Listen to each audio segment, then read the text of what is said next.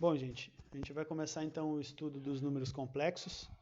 A gente vai dividir esse conteúdo em duas partes, tá?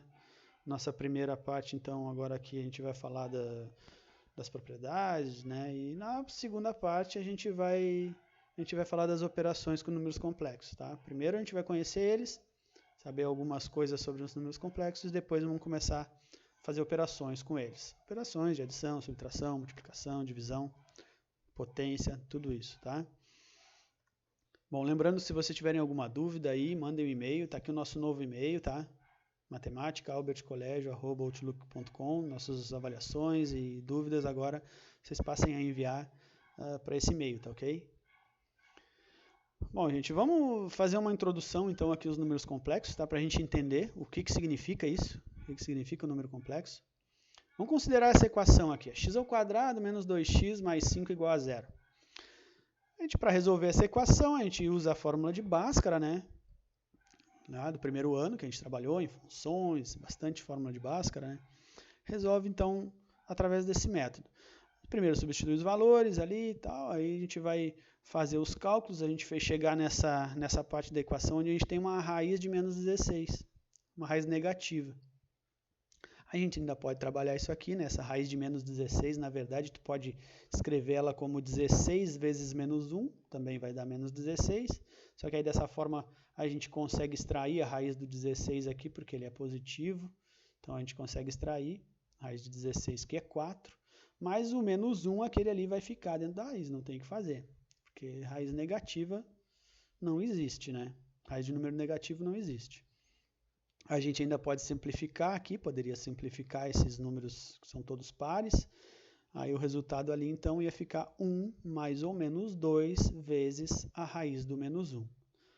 Bom, e daí a gente sabe que raiz de menos 1, né, não pertence aos números reais, porque não existe nenhum número que a gente eleve ao quadrado e vai resultar, né, vai dar como resultado menos 1. Então, isso aqui não tem solução. Não tem solução nos números reais. Então, agora a gente vai ver que para que essa equação tenha uma solução, a gente vai ter que estender o conjunto dos números reais para obter um novo conjunto, que a gente vai chamar de conjunto dos números complexos. E a gente vai representar pela letra C aqui. Bom, daí o número, então, raiz de menos 1, né, que foi o que determinou ali que a gente não tinha solução nos números reais, ele foi denominado, então, unidade imaginária. E a gente criou, então, foi criado, né? Foi criado o número i. Né? De modo que i, então, é a raiz do menos 1, certo? E i ao quadrado vai ser, então, menos 1, porque se eu pegar essa raiz aqui e levar ao quadrado, isso aqui é i, né? Se eu levar isso aqui ao quadrado, eu vou cortar a potência com a raiz, né? Eu vou simplificar e vai sobrar só o menos 1. Então, i é raiz de menos 1 e i ao quadrado é igual a menos 1. Portanto, daí então, as soluções para aquela equação que a gente tinha lá, que nos números reais não tinha solução, no C, nos números complexos, ela tem solução e elas são as seguintes. 1 menos 2i e 1 mais 2i. Esse i é a nossa raiz de menos 1 que a gente tinha anteriormente lá, né? Até vou dar uma voltada aqui nos slides para a gente ver. Ó, as soluções que a gente tinha aqui era 1 mais 2i e 1 menos 2i. Então, né, raiz de menos 1. É o que apareceu lá para nós. Ali, ó.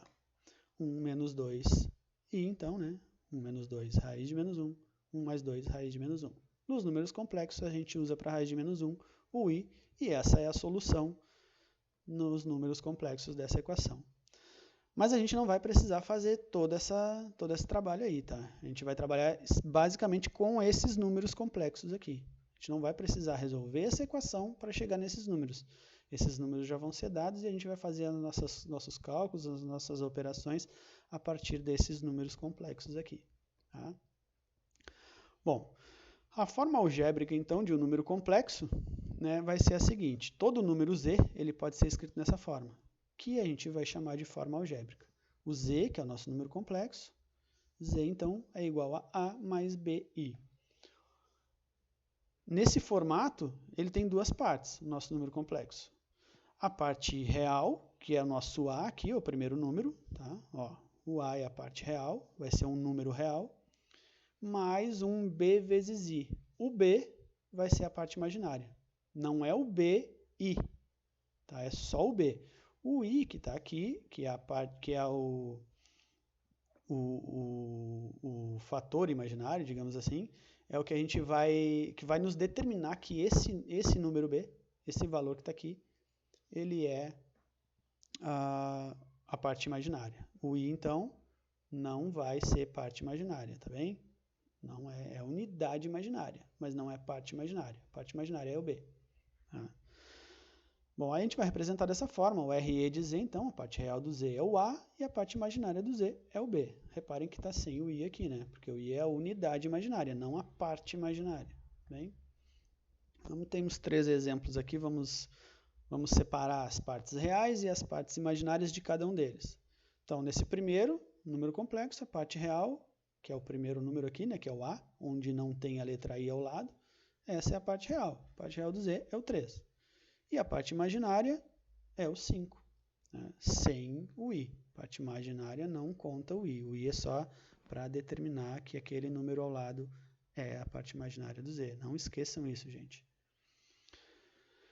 No segundo número complexo, então, a gente tem o menos 7 sendo o A, sendo a parte real, e o 18, mais 18, sendo a parte imaginária. No outro aqui, no terceiro, letra C, 53 é a parte real e menos 25 a parte imaginária. Né? Todos sem o I aqui do lado. Ó. Bom, então agora vamos falar de número imaginário puro. Se a parte real do número complexo for nula, ou seja, se for zero, então esse número a gente vai chamar de imaginário puro. Tá? Ó, aqui a gente tem um exemplo, né? O Z sendo igual a 13i, não tem parte real aqui, né? Só tem parte imaginária, porque a parte imaginária é a que está ao lado do i. Se a gente tem 13i, então 13 é a parte imaginária. E a parte real qual é? Não tem? Ah, na verdade tem, mas é zero. É como se fosse 0 mais 13i, certo? Então, parte real é 0, parte imaginária é o 3. Agora, imaginem esse número complexo. Z igual a K menos 4, entre parênteses, mais 13i. Tá? Como que a gente vai determinar um valor para esse K aqui, tá? Para que esse número complexo seja imaginário puro? Bom, primeiro, o que precisa para ele ser imaginário puro? Precisa que a parte real seja zero, seja nula. Qual é a parte real deste número complexo? É toda aquela que não tem i. A que tem i é essa aqui é a parte imaginária. Qual é a parte real? Essa aqui então, k menos 4. Então vamos separar ali, ó, a parte real desse número z é k menos 4. Para que ele seja imaginário puro, a gente precisa que essa parte real seja zero. Então a gente vai igualar isso a zero. K menos 4 igual a zero. E agora é só resolver essa equaçãozinha aqui, equaçãozinha de primeiro grau. Resolvendo ela, k menos 4, vou passar o 4 para o outro lado, k igual a 4 positivo. Então, quando este k for 4, a gente vai ter este número complexo sendo imaginário puro. Porque olha só, pega esse k que a gente achou que é 4, coloca aqui, 4 menos 4 dá 0. 0 mais 3i, parte real sendo 0, ele é imaginário puro. Esse é o resultado. Tá? Então, quando pedir isso aqui, pedir para determinar um valor para uma determinada letra lá no número complexo para que ele seja imaginário puro, é simplesmente pegar a parte real, igualar a zero e descobrir qual é o valor daquela letra, daquela incógnita. Tá bem? Então é isso aí. Ó. Portanto, quando k for igual a 4, esse número complexo vai ser imaginário puro. Bom, agora vamos determinar um número real. Ele é um número complexo, mas ele pode ser real. Se a parte imaginária do número complexo for nula, então esse número vai ser real. Ó, exemplo, z igual a 10. Qual é a parte imaginária dele? É zero. Porque eu poderia ter 10 mais 0i, ou 10 menos 0i. Então esse número é real. Ele não deixa de ser complexo, tá? Mas ele é um número real. Parte real é 10, parte imaginária, 0. Não tem o i, né? O i que determina a nossa parte imaginária. Então essa parte imaginária é 0. Bom, agora a gente vai determinar então um valor para aquele nosso número k, para que o número complexo, este número complexo, seja um número real. O que a gente precisa para isso? Que a parte imaginária seja 0, né? Certo? Então, para ele ser real, a parte imaginária tem que ser 0. Então, vamos pegar aquela parte imaginária dele, vamos separar ali. A parte imaginária desse número é k ao quadrado menos 4. Para que a gente resolva isso aqui, então, para a gente determinar esse valor de k, a gente iguala a parte imaginária a 0. K ao quadrado menos 2 igual a 0. Resolvendo essa equação, ela é uma equação agora do segundo grau. A gente pode resolvê-la por Bhaskara, mas ela é uma equação incompleta, então a gente pode resolver direto, sem o uso da Bhaskara, que fica mais fácil ainda. Tá? E é assim que eu vou fazer, vou mostrar para vocês aqui. Isolando o k, né? Então, k ao quadrado igual a 4. Menos 4 aqui, trocou de lado, usa a operação contrária, operação inversa, vai ficar mais 4. Agora, eu preciso isolar o k, então eu preciso tirar essa potência daqui. Potência passando para o outro lado, qual é a operação inversa da potência? É a raiz. Então, na verdade, a gente vai ter uma raiz de 4. Mas, lembra que a gente poderia ter usado a Bhaskara? E na Bhaskara, antes da raiz, tem aqueles dois sinaizinhos, mais e menos. Aqui eles também vão aparecer.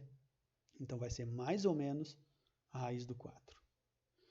E agora, resolvendo isso aqui, a gente vai chegar que raiz de 4 é 2, então a gente vai ficar que 4 é mais 2 ou menos 2. São os dois valores possíveis para o nosso k, para que essa parte imaginária seja 0. Reparem, se eu pegar o menos 2 e substituir no lugar do k aqui, eu vou ter menos 2 ao quadrado, que é menos 2 vezes menos 2, vai dar mais 4 menos 4, resolvendo dentro do parênteses, dá 0. E se eu pegar o k sendo 2 positivo, a mesma coisa, 2 vezes 2 é 4, menos 4 dá 0. E aí ele vai ser um número real, vai ter só a parte real, porque essa aqui vai ser nula. Tá? Então, quando eu pedir isso aqui em algum exercício, é fazer esse procedimento. Pegar a parte imaginária do número, igualar a 0, resolver a equação e determinar quais são os valores que a gente está buscando, para que aquele número seja real. Vamos falar agora do plano complexo, tá? Plano de Argand-Gauss. Esse foi o cara que descobriu isso, que aplicou um número complexo ao plano cartesiano. E aí ele chamou de plano complexo, ou plano com o nome dele, Argand-Gauss. Bom, a gente pode associar qualquer número complexo, né, z igual a mais bi, a um ponto no plano complexo.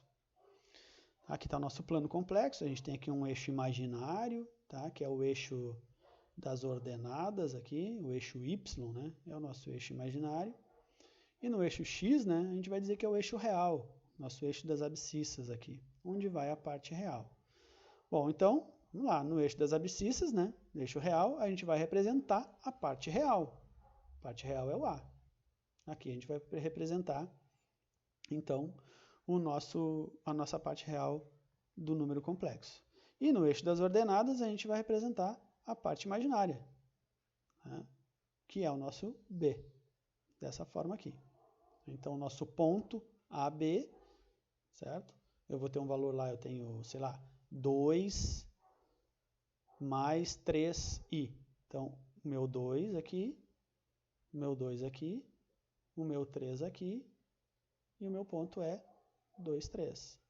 2 na parte real, 3 na parte imaginária. Tá? O ponto P é o afixo, né? A gente chama de imagem geométrica de Z, certo? Bom, gente, com este material que a gente tem aí, a gente consegue resolver os exercícios lá do 1 ao 5 lá na apostila, tá?